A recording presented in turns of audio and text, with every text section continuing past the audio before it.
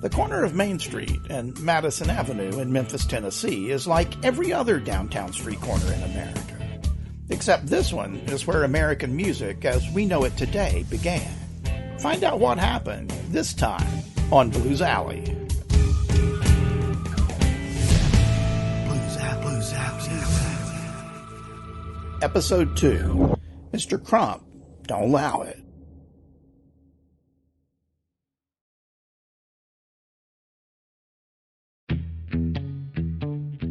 If you know anything at all about blues music, you know that tales of mysterious goings-on down at the crossroad abound. You can't swing a dead guitar without hitting one of these mystical intersections where supernatural deals are struck in exchange for exceptional musical prowess. In almost all of these legends, though, the crossroad is a rustic, isolated place. Two narrow ribbons of highway, dirt road, or railroad intersecting in the middle of a delta cotton field. So what does that have to do with the corner of Main and Madison in Memphis? I mean, who ever heard of an urban crossroad? Well, in Memphis, it's like the entire city is herself a crossroad. In fact, she's several, all layered one on top of the other to make a cultural superhighway/interstate cloverleaf junction crossroad. After all, this is the city that gave rise to both blues and rock and roll.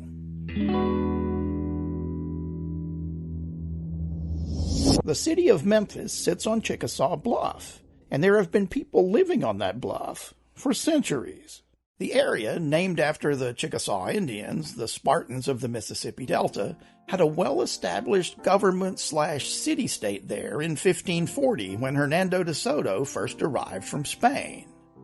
The Chickasaw Nation was a highly developed society based on law, religion, agriculture, and commerce, using the Big Muddy River as a primary trade route. The bluff itself is a natural defensive position, rising as much as 200 feet above the river on the west side, and the delta to the north, east, and south. The city we know today was established by John Overton, James Winchester, and Andrew Jackson in 1819, shortly before the Chickasaw were removed to Oklahoma on the Trail of Tears. Within a generation, Memphis had become the largest cotton exchange in the world, bigger than Cairo in Egypt, which had a few thousand years head start. And though Memphis was the largest city in the state of Tennessee, she's effectively the largest city in Mississippi and Arkansas as well. It's at least 200 miles in any direction before you hit another urban area anywhere close to the size of Memphis. In the 18 and 1900s, farmers from the Mississippi Delta came to Memphis every harvest, sold their crops to the cotton traders on Front Street, who in turn loaded them onto riverboats, which served as both a means of luxury transport and distribution of goods to the wider world. And the convergence of all these disparate cultures made the city of Memphis herself a unique kind of crossroads. Think about it. A stock exchange is a fast-paced, energetic, urban entity born of high finance and capitalism. The farmers that grew and harvested the cotton sold at that exchange belonged to a slower, genteel, agrarian society. Both the plantation owners and stock traders amassed enormous wealth. Wealth, of course, created a worker class of slaves and later sharecroppers who actually worked the fields. They remained impoverished, with little hope of ever breaking free. Then there were the in-betweens, the musicians, riverboat crews, and roustabouts, people flush with cash who were just passing through and looking for a good time. The presence of the in-between class led to a burgeoning business in booze, gambling, and prostitution. One of the worst-kept secrets in Memphis is that the tax base was for decades largely centered on fines earned from vice. A Memphis judge named Pappy Haddon had invented Haddon's Horn, a leather funnel aimed at keeping the dice honest in backroom crap games on Beale. Vice was big business for both the hustlers and the city. The Public Ledger, a Memphis newspaper at the time, recounts a booming business at the police court in 1888. Pappy Haddon, now city manager as well as judge, would routinely have police raid the brothels and bring the ladies, along with their johns, into court to collect fines. On May 7, 1888, Haddon declared from the bench, with the press in the room, When you violate the rules, you must suffer the penalty of iniquity and divide the wages of sin with the city. 10 apiece. Thanks, call again. Divide the wages of sin with the city. It perfectly sums up Memphis at the time. In the Southside Tenderloin, law, order, and morality were turned upside down. And that overturning of mores applied to white, black, rich, poor, city, country, and, as Handy would later write, honest men and pickpockets skilled. In Memphis, none of these entities could survive without the other. There was an interdependence, almost a codependence among these polar socioeconomic groups. And the attraction device allowed them to get cozy. The lower class got to observe the wealthy elite close enough to taste that dream deferred that remained just beyond their fingertips. Country folk visiting the city took to metropolitan customs, taking the latest fashions and products like the phonograph and washing machine back home to the Delta.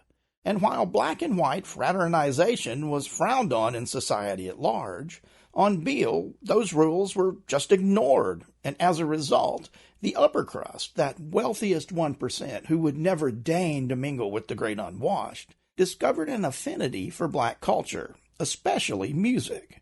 Out of necessity, vice, and commerce, Memphis had become a crossroad of rich and poor, city and country, black and white, righteous and sinner, and everybody had a foot in everybody else's camp. And it was in this environment, a little over a century ago, that the next event in the progression of blues music occurred. But to get there, we've got to delve into Southern 20th century politics.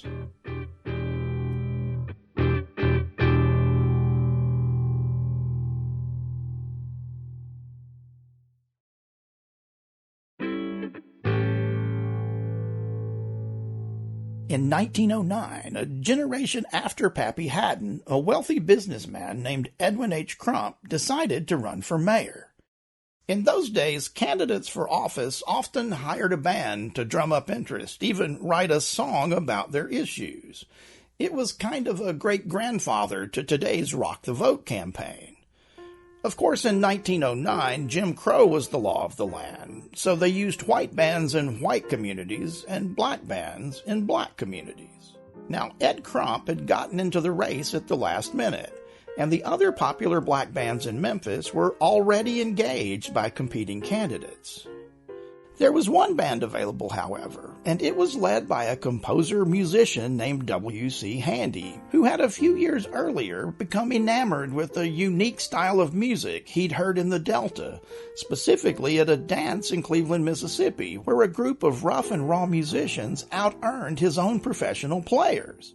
Handy had already begun to marry that rustic Delta music with his polished conservatory style by the time the Ed Crump campaign came calling.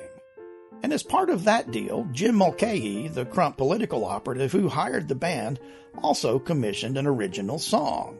Seeing an opportunity to further his musical goals, Handy wrote a blues tune. The song, he called Mr. Crump, was written leaning against the cigar stand at Pee Wee's Saloon at 317 Beale. Today, there's a Hard Rock Cafe on the spot, but the original Pee Wee's Saloon was a unique place. Owned by John Persica, a mafia crime boss and brothel proprietor, the saloon was named for Virgilio Mafia, an Italian immigrant who had ridden the rails under a train car from New York to Memphis with only a dime in his pocket. No one could pronounce Virgilio, so everyone just called him Pee Wee. Pee Wee was a tough character. He loved gambling, once swimming the Mississippi to win a bet.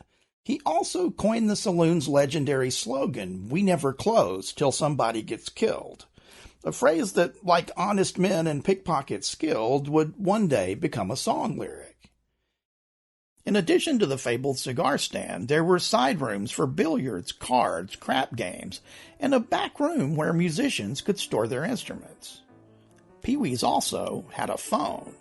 Musicians were welcome to give out the 4-digit number, 2893, and potential customers were welcome to call, as long as the players bought a couple of drinks while they waited for calls about gigs. It was the perfect place to write blues music. Handy wrote out note-for-note arrangements of Mr. Crump for his 9-piece band, And as usual, he meticulously, some said obsessively, rehearsed. When the bandwagon arrived at the corner of Main and Madison for that first performance of Mr. Crump, Handy was accompanied by clarinetist Robert Young, the Weir brothers and Jim Turner on violin, guitarist George Higgins, Archie Wall on bass, and James Osborne and George Williams on sax and trombone, respectively. Handy, of course, played trumpet. And while there's no recording of that first performance of Mr. Crump, James Reese Europe's Hellfighters Band recorded this version for Pathé in 1919, giving us an idea of how the song might have sounded on the day.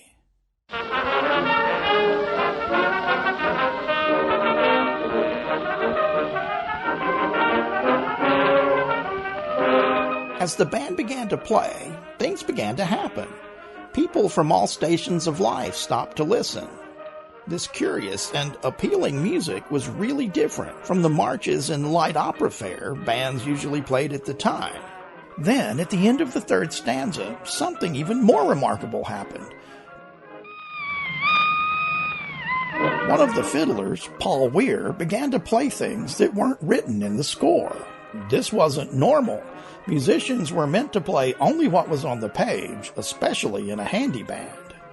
But Weir, as Handy's friend and later co-author Abby Niles wrote, went wild. In doing so, Paul Weir, a violinist, became the first person to play an improvised blues turnaround. The crowd loved it. Businessmen, that wealthy elite, began to dance in the street with their wives and secretaries. And Handy, just as he had with the rustic musical genre in Cleveland, Mississippi, immediately saw the value of improvisation. From that moment on, his players had total freedom in the breaks and turnarounds. But what about the song itself? At Handy's later admission, Mr. Crump was based on an existing song called Mama Don't 'Low. While the original version of Handy's tune was instrumental, a lyric quickly emerged. Now, the song would be published with a completely different lyric a few years later, but the 1909 lyric went like this. Mr. Crump don't allow no easy riders round here. Oh, Mr. Crump don't allow no easy riders round here. Well, I don't care what Mr. Crump don't allow. We gonna barrel house anyhow. Mr. Crump don't allow, ain't gonna have it here. Well, Mr. Crump can go and get himself some air.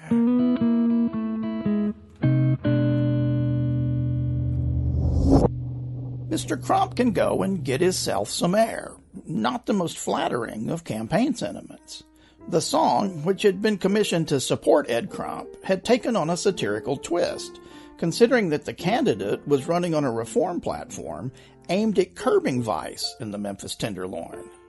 The 1909 lyric, however, was the denizens of Beale Street announcing in verse that they were going to do what they wanted, Mr. Crump be damned. And a lot has been made over the years about whether Crump knew people were singing the lyric, telling him to get himself some air, or possibly didn't understand the vernacular. Knowing what we do about Crump today, it could have even been a wink and a nod. Candidate Crump publicly cracking down on vice to appease the conservative upper class, while privately conceding that he didn't care as long as the party stayed on Beale. Either way, it worked. Crump was elected mayor and soon became known as Boss Crump, head of a powerful political machine that would control Tennessee politics for the next half-century. And though the Tennessee legislature would ultimately remove him from office after just 5 years for, ironically, refusing to enforce a state prohibition law, the Crump political machine simply moved underground, operating behind the scenes. Ed Crump would serve in the U.S. House of Representatives during the Great Depression. He was a regent of the Smithsonian Institute and was appointed to the Democratic National Committee. Most importantly, however, he would influence every gubernatorial race in Tennessee until his death in 1954. It's said that no Democrat appeared on any ballot in the state without his approval. Crump has often been credited as being a supporter of black voting rights in Memphis, but there's evidence to suggest that his support only extended to those who voted the way he preferred. If you disagreed with the boss, he'd raise your taxes. And even though Crump would later claim that Handy's song had nothing to do with his electoral victory in 1909, the campaign changed politics in Tennessee, and the song changed music all over the world. It somehow seems appropriate that a political song would kick off the first uniquely American musical genre. But in 1909, it wasn't quite a genre yet. It would take a few more years and a name change for the song called Mr. Crump to realize commercial success. But that's a legend in and of itself, and that's where we'll pick up next time on Blues Alley.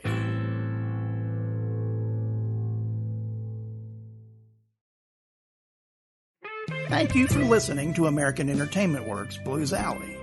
If you're able to support us, you can buy us a coffee on Ko-fi. It's not expensive, and you'll be helping us tell more stories about American culture. That's ko-fi.com/American Entertainment Works, all one word. You'll find a link to our Ko-fi page in the episode notes. American Entertainment Works is a not-for-profit corporation located in Nashville, Tennessee, so your contributions are tax deductible. The Blues Alley opening and closing themes were written by Uptown Al, as was this episode.